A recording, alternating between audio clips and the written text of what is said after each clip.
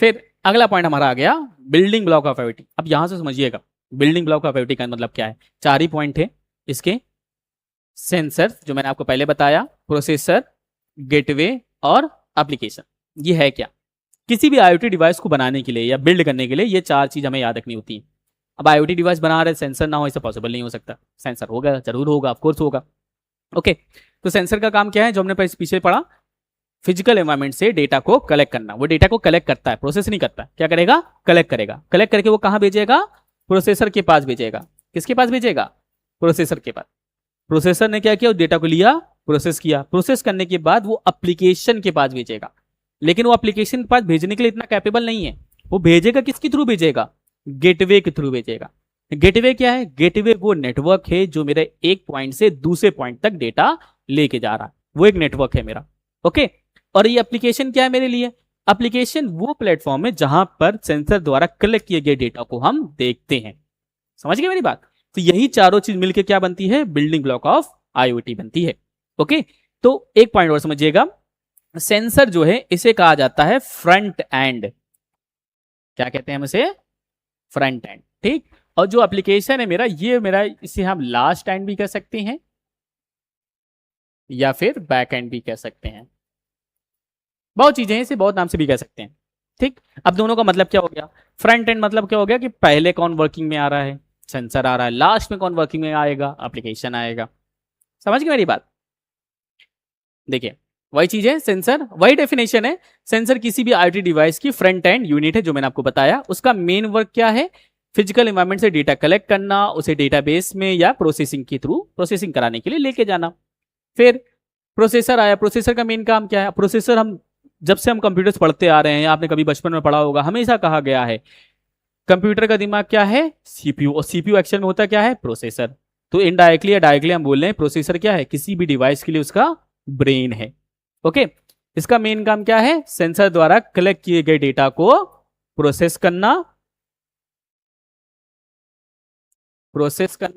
और कुछ meaningful information में कन्वर्ट करना या क्लाउड पे ट्रांसमिट करना। अगर आपका डिपेंड IoT अगर अच्छा काम कर रहा है तो वही करेगा। ठीक, मीनिंगफुल इंफॉर्मेशन करने का मतलब क्या है, क्योंकि सेंसर जो डेटा ले रहा है वो तो एनालॉग में ले रहा है, तो डिजिटल में थोड़ी ना ले रहा है। तो waves, digital waves, sorry analogue waves हैं आपके, लिया, कनेक्ट किया, प्रोसेसर को भेज दिया।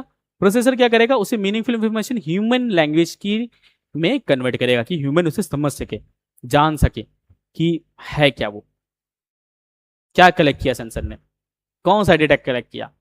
ओके, तो यही चीज कहलाता है मीनिंगफुल इंफॉर्मेशन। फिर आता है गेटवे। गेटवे जैसे मैंने आपको कहा, आपसे क्या कह रहा था कि नेटवर्क के थ्रू प्रोसेस डेटा को लेके जाता है, और डेटाबेस हो गया या जहां पे भी आप स्टोर कर रहे हैं उसे वहां ले गया, या जो भी एप्लीकेशन आप यूज कर रहे हैं वहां लेके जाना। ये इसका मेन काम है। ज्यादा डीप में इसमें इसलिए नहीं जा रहा क्योंकि इससे आपका ज्यादा क्वेश्चंस नहीं आने वाले, नॉर्मल नॉर्मल क्वेश्चंस बन के आएंगे। सेम इस तरह एप्लीकेशन में भी, एप्लीकेशन जैसे मैंने आपसे कहा था ना, एंड पॉइंट, लास्ट पॉइंट, उस नाम से जाना जाता है। और एप्लीकेशन किसी भी यूजर के लिए क्या होता है, उसका यूजर इंटरफेस होता है, जहां पे यूजर उसे यूज करता है, वर्क करता है, या जो भी डेटा सेंसर ने एनालिसिस किया है या प्रोसेस किया है वो डेटा वो देखता है प्रोसेसर द्वारा, सॉरी। फिर आपका various technologies making up IoT ecosystem. कहने का मतलब क्या हो गया कि ऐसे टेक्नोलॉजीज जो IoT को मेक करते, बनाते हैं। क्या टेक्नोलॉजी हो सकती है इसमें भाई, चलिए एक एक करके समझते हैं। बहुत बड़ी चीजें नहीं है, बहुत आसान आसान चीजें हैं, आराम से समझिए। क्या है, वायरलेस सेंसर नेटवर्क, नाम से समझ आ गया, वायरलेस सेंसर्स का नेटवर्क। अब वायरलेस सेंसर क्यों, क्योंकि वायर्ड की एक अपनी लिमिटेशन होती है। मान लीजिए अब 10 मीटर वायर है उसमें, तो 10 ही मीटर तक वो काम करेगा, इससे ज्यादा थोड़ी ना काम करेगा। आप उसे 20 मीटर थोड़ी रेंज में यूज कर पाएंगे, 10 मीटर है तो 10 ही मीटर कर पाएंगे। इसीलिए IoT के लिए हम किसका इस्तेमाल करते हैं, वायरलेस सेंसर नेटवर्क का इस्तेमाल कर सकते हैं। और क्या है, क्लाउड कंप्यूटिंग। अभी मैंने आपको बताया क्लाउड क्यों जरूरी है कंप्यूटिंग के लिए, क्लाउड क्यों इंपॉर्टेंट है IoT के लिए। Big data analytics, big data analytics भी IoT का ही पार्ट है। क्यों है, क्योंकि सेंसर कोई भी डेटा अगर कलेक्ट कर रहा है, सेंस कर रहा है, कहीं ना कहीं जाके उसे स्टोर कर रहा होगा, और जो डेटा स्टोर हो रहा है तो उसे एनालिसिस करने के लिए हमें किसकी रिक्वायरमेंट होगी, बिग डेटा एनालिसिस जैसी चीजों का इस्तेमाल करना पड़ेगा। एम्बेडेड सिस्टम, एम्बेडेड सिस्टम क्या है, एक ऐसा सिस्टम जिसमें CPU, रैम, रोम, इनपुट आउटपुट ये सारी चीजें अगर हैं तो वो मेरा क्या कहलाएगा, एक एम्बेडेड सिस्टम कहलाएगा। जैसे आपका कंप्यूटर है, लैपटॉप, ये सब क्या है, एम्बेडेड सिस्टम्स होते हैं हमारे लिए। फिर कम्युनिकेशन प्रोटोकॉल। कम्युनिकेशन प्रोटोकॉल्स क्या होते हैं? स्टार्टिंग में मैंने आपको बताया कि जब भी हम किसी नेटवर्क की बात कर रहे हैं या कम्युनिकेशन नेटवर्क्स की बात कर रहे हैं, उनके बीच में प्रोटोकॉल्स काम करते हैं। विदाउट अ प्रोटोकॉल हम कोई भी डेटा ट्रांसफर नहीं कर पाएंगे, क्योंकि ये रूल ही यही है इसका, है ना। चलिए आगे बढ़ते हैं इसी में हम। जैसे मैंने आपसे कहा वायरलेस सेंसर नेटवर्क क्या है? वायरलेस सेंसर क्या है? डिस्ट्रीब्यूटेड इंडिपेंडेंट सेंसर डिवाइस का एक वायरलेस नेटवर्क है जिसका उपयोग फिजिकल या एनवायरमेंटल कंडीशन की मॉनिटर करने के लिए किया जाता है। अगर आप इस चार्ट्स के थ्रू समझेंगे तो ये मेरा वायरलेस सेंसर का एक नेटवर्क है जो कि किसी बेस स्टेशन, मतलब टावर कह सकते हैं या फिर एक ट्रांसमिट का कह सकते हैं, जो कि डेटा को ट्रांसमिट कर रहा है एक जगह से दूसरी जगह पे। ये डेटा यहाँ आया, ट्रांसमिट हुआ इंटरनेट के माध्यम से, किसके पास आया? यूजर के पास आया। ठीक, फिर इसी में हम आगे बात करें तो अगला पॉइंट क्या आ गया हमारा? Cloud computing. जैसे मैंने आपको बताया क्लाउड कंप्यूटिंग इंटरनेट पर सर्विस के रूप में कंप्यूटिंग रिसोर्सेज की ऑन डिमांड अवेलेबिलिटी है। क्लाउड कंप्यूटिंग मेनली 3 टाइप के होते हैं। अब इससे समझिएगा, इससे क्वेश्चंस आते हैं आपके, इंपॉर्टेंट भी है, जरा ध्यान समझिएगा। पहला क्या है? Software as a service, infrastructure as a service और प्लेटफॉर्म एज ए सर्विस। ये क्या है? ये सब क्लाउड कंप्यूटिंग है, लेकिन अब ये सर्विस है। ये डिपेंड करता है आपकी यूजर्स पे, आपको क्या क्या यूज है। अगर आपको सॉफ्टवेयर रेंट पे लेना है तो आप सॉफ्टवेयर एज ए सर्विस ले सकते हैं। अगर आपको प्रोसेसर या होस्ट रेंट पे लेना है तो आप इंफ्रास्ट्रक्चर का इस्तेमाल कर सकते हैं। लेकिन अगर आपको कोई ऑपरेटिंग सिस्टम रेंट पे लेना है तो आप किसका इस्तेमाल कर सकते हैं?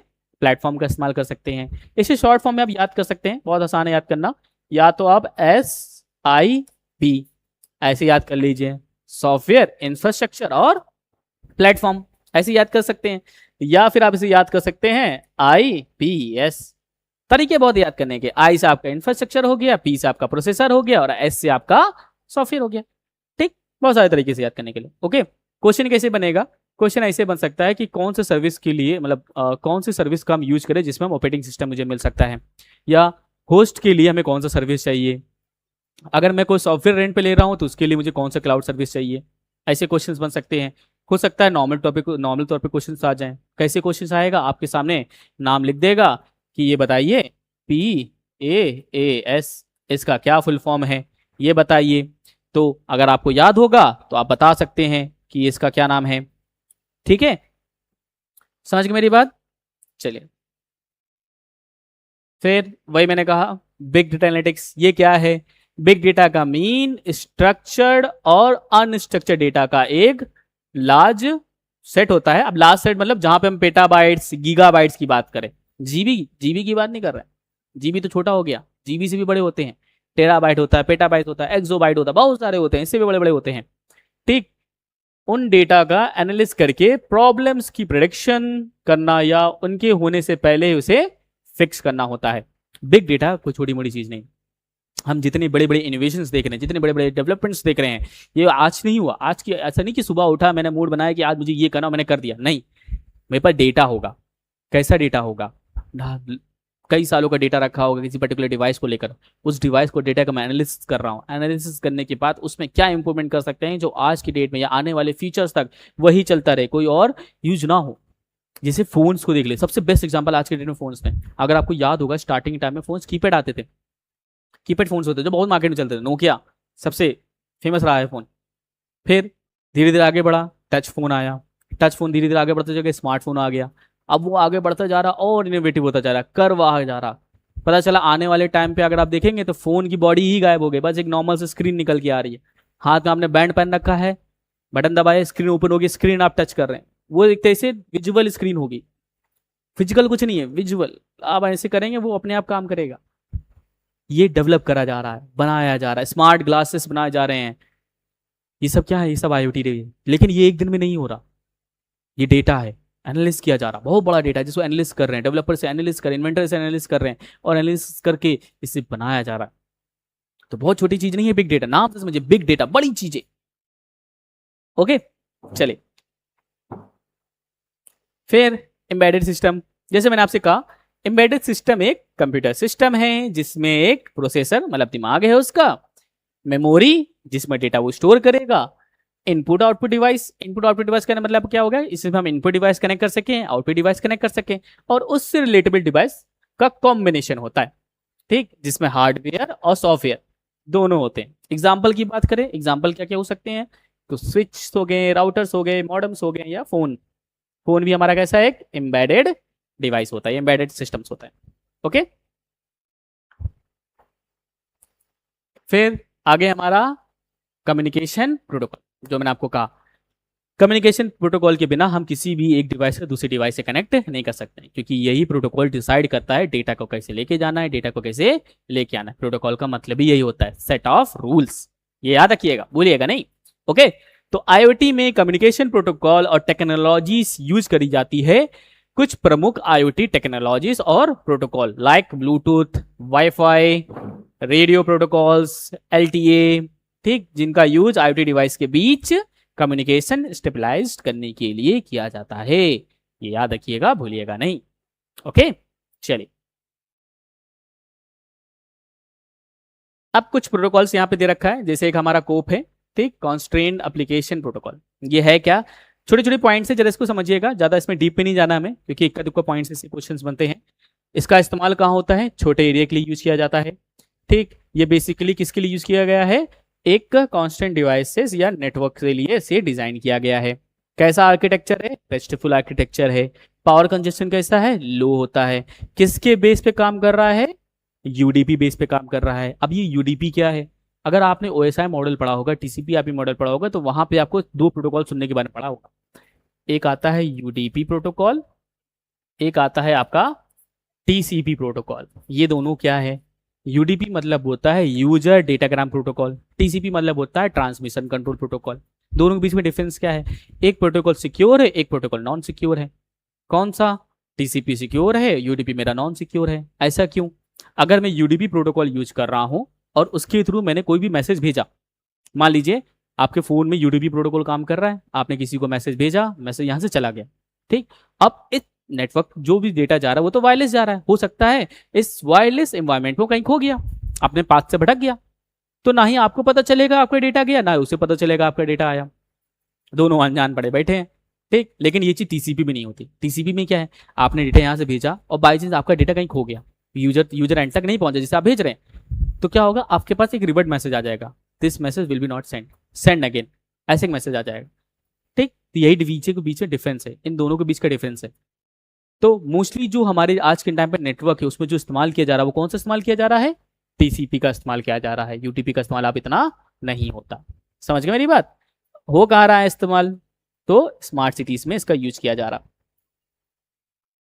फिर अगला हमारा क्या है,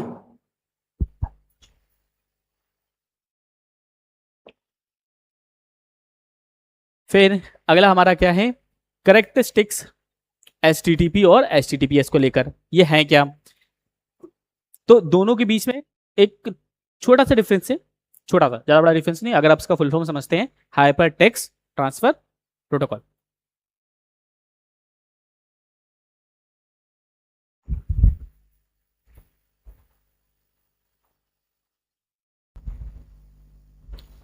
फिर अगला हमारा टॉपिक क्या है, एचटीटीपी और एचटीटीपीएस। ये बहुत बड़ा टॉपिक नहीं, छोटा सा टॉपिक है, आपने इसे आईटी रूल्स में जरूर पढ़ा होगा। है क्या, दोनों ही सेम है, बस एस के वजह से चेंज हो गया। चेंज क्या हो गया, एचटीटीपी का फुल फॉर्म क्या होता है हमारा, hyper text transfer protocol, S लगा दिया, सिक्योर हो गया, hyper text transfer protocol secure. अब ये है क्या, आज के डेट में जितनी भी वेबसाइट्स अगर आप देख रहे हैं, जितनी भी वेब कम्युनिकेशंस देख रहे हैं, वो सब किस पे चल रहे हैं, एचटीटीपी एस पे चल रहा है। अगर आप कोई ऐसी वेबसाइट ओपन कर लें जिसमें एचटीटीपीएस प्रोटोकॉल फॉलो नहीं हो रहा होगा, वो कह देगा नॉट सिक्योर, तुरंत बोल देगा नॉट सिक्योर, ये सिक्योर नहीं है। अगर आप इस वेबसाइट को एक्सेस करना चाहते हैं तो अपने रिस्क पे करिए, हम इसकी जिम्मेदारी नहीं लेते। ठीक है, ऐसा क्यों है, क्योंकि एचटीटीपीएस में जो एस है ये बेसिकली बताता है कि जो भी डेटा ट्रांसमिट हो रहा है ये लीक नहीं हो सकता, कोई भी उसे रीड नहीं कर सकता, मैनिपुलेट नहीं कर सकता। ये इसको बस बेसिकली ये बताना चाह रहा है। ओके, तो ये है क्या, वेब कम्युनिकेशन के लिए वाइडली यूज किया जाता है। सबसे इंपॉर्टेंट बाइट, रेस्टफुल और रेस्टलेस कम्युनिकेशन में इस्तेमाल किया जाता है। एचटीटीपीएस में यूज करके सिक्योर रहा जा सकता है।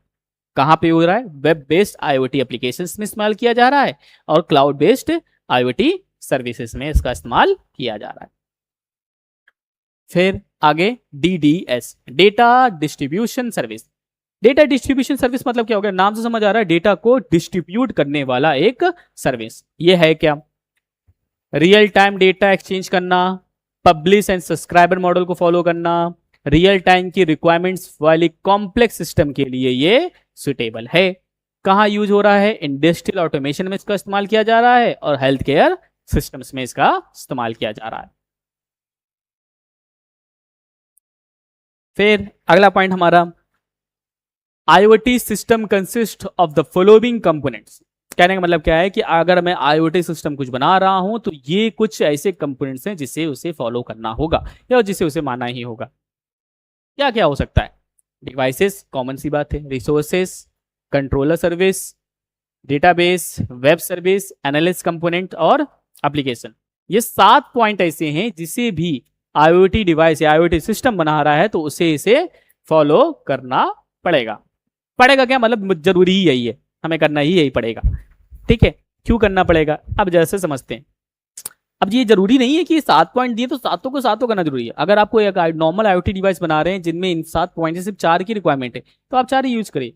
ऐसा जरूरी नहीं कि 7 के साथ ही आपको करना हो। ओके, चलिए देखते हैं कि करके। सबसे पहले डिवाइस, तो डिवाइस किस लिए है? एक IoT डिवाइस के आइडेंटिफिकेशन, रिमोट सेंसिंग और रिमोट मॉनिटरिंग कैपेबिलिटी की परमिशन देता है डिवाइस, सबसे जरूरी चीज। फिर इसके बाद क्या है अगला पॉइंट? रिसोर्सेस। रिसोर्सेस क्या हो सकता है? रिसोर्सेस कहने का मतलब क्या है? Software component. रिसोर्सेस मतलब अगर उस IoT डिवाइस से मुझे डेटा ट्रांसफर करना है तो मेरे लिए क्या रिसोर्सेस हैं? अगर उस IoT डिवाइस से मुझे कोई डिवाइस कनेक्ट करना है तो मेरे लिए क्या रिसोर्सेस है? मेरे लिए क्या इसमें रखा है? ये चीजें। ओके, तो accessing, processing and storing sensor information, पहला पॉइंट। दूसरा, डिवाइस से कनेक्टेड एक्चुएटर्स को कंट्रोल करना, ये भी मेरे लिए रिसोर्सेस हैं। तीसरा क्या है? डिवाइस के लिए नेटवर्क एक्सेस इनेबल करना, ये भी मेरा रिसोर्स है। ठीक है, फिर आगे कंट्रोलर सर्विस। कंट्रोलर सर्विस से नाम समझ आ रहा है, एक ऐसा सर्विस जो चीजों को कंट्रोल करने के लिए। अब कंट्रोलिंग दोनों तरह से हो सकता है। ये हो सकता है आपकी वेब सर्विस को कंट्रोल करने के लिए हो, ये हो सकता है आपके सॉफ्टवेयर को कंट्रोल करने के लिए हो, ये हो सकता है आपकी किसी एक्चुएटर को कंट्रोल करने के लिए हो। कंट्रोलर सर्विस किसी भी टाइप के लिए हो सकता है, जो भी आपकी रिक्वायरमेंट है, जैसे अभी अभी IoT डिवाइस बना रहे हो। फिर वही अगर बात करी जाए डेटाबेस की, तो डेटाबेस जैसे मैंने आपको पहले बताया 2 तरीके से आप स्टोर कर सकते हैं, इंटरनल या एक्सटर्नल, या अगर मैं सिंपल लैंग्वेज कहूँ लोकल या क्लाउड। अब लोकल क्लाउड कहने का मतलब क्या है? लोकल मतलब अपने इंटरनल स्टोरेज, जो भी आपके डिवाइस में मेमोरी कार्ड लगा हो, SSD लगा हो, HDD लगा हो, जो भी आपके डिवाइस में लगा हो उसमें स्टोर करना। अगर आप उसमें स्टोर नहीं कर रहे हैं तो आप किस में स्टोर करेंगे? क्लाउड में स्टोर करेंगे, क्लाउड सर्विस आप लेंगे। ओके, फिर आया हमारा वेब सर्विस। अब ये वेब सर्विस क्या है? सीधा सा समझिएगा, web service IoT devices, application, database और एनालिस्ट कंपोनेंट के बीच में एक लिंक के तौर पे काम करता है। कहने का मतलब क्या है कि जैसे मैं ये क्लास रिकॉर्ड कर रहा हूँ, अब इस क्लास को रिकॉर्ड करने के लिए मैंने कुछ ना कुछ कंपोनेंट्स यूज कर रहा हूँ, कोई ना कोई डिवाइस यूज कर रहा हूँ, तो इसको लिंक करने के लिए जो सर्विस मेरा काम कर रहा है वो कौन सा काम कर रहा है? वेब सर्विस काम कर रहा है। अब वेब सर्विस की बहुत सारे टाइप्स हो सकते हैं, जरूरी नहीं कि एक ही टाइप का वेब सर्विस हो, बहुत सारे टाइप के वेब सर्विस हो सकते हैं। ओके, अब इन वेब सर्विस में बेसिकली क्या है? इसी HTTP और REST प्रिंसिपल का उपयोग करके या वेब सॉकेट सर्विस का उपयोग करके इंप्लीमेंटेड किया जाता है। मतलब इसको इंप्लीमेंट करने के लिए हम किसका इस्तेमाल कर रहे हैं? HTTPS या HTTP कह लीजिए, वेब सॉकेट कह लीजिए, या हमारा एक REST प्रिंसिपल होता है, REST सर्विस होता है, उसका इस्तेमाल करके। ओके, फिर एनालिसिस कंपोनेंट। एनालिसिस कंपोनेंट कहने का मतलब क्या हो गया? एक ऐसा कंपोनेंट जिसकी रिस्पॉन्सिबिलिटी क्या है? जो भी IoT डिवाइस ने डेटा को जनरेट किया है उसे एनालिसिस करना, यही इसका काम है, यही इसकी वर्किंग है। ठीक है, फिर आता है हमारा एप्लीकेशन। एप्लीकेशन क्या है? लास्ट सबसे पॉइंट है, वही जो आपको बताया था मैंने। एप्लीकेशन IoT में एक इंटरफेस प्रोवाइड करता है। किसको प्रोवाइड करता है? यूजर को करता है। यूज एप्लीकेशन जितना यूजर फ्रेंडली होगा, यूजर उतनी ही उसको अच्छे से यूज कर सकता है। अगर वो डिफिकल्ट होगा, कॉम्प्लेक्स होगा, तो यूजर उसे अच्छे से यूज नहीं कर पाएगा। मेनली तौर पे यूज क्या कर रहा है? वो करने के लिए क्या कर रहा है? तो कंट्रोल करना, मॉनिटरिंग करना, ठीक है, डेटा को एक्सेस करना, जो भी डेटा सेंसर ने डिटेक्ट किया है या फिर मेजर किया है वो चीज को देखना, यही सारा काम हम कहाँ देख रहे हैं? एप्लीकेशंस पे देख रहे हैं। फिर आता है हमारा IoT लेवल्स। ठीक, अब यहां से हमारा मेन टॉपिक स्टार्ट हो जाएगा। IoT लेवल्स ये क्या है? ये वो लेवल्स हैं जिसमें डिफाइन किया जाता है आईओटी के लेवल्स को, या मैं कहूँ आईओटी की डिवाइसेस को। तो ये बताता है कि level by level IoT device कैसे किस तरीके से अपने आप में एडवांस होता चला जा रहा है या उसे एडवांस बनाया जा रहा है। ठीक, आई होप अभी तक आप वीडियो से जुड़े होंगे, आप समझ रहे होंगे कि क्या है आईओटी और क्यों इतना हमारे डेली लाइफ के लिए आईओटी डिवाइस जरूरी है, या हम इतने डेली लाइफ में कौन कौन सी चीजें जो यूज कर रहे हैं वो आईओटी कहला रहे हैं।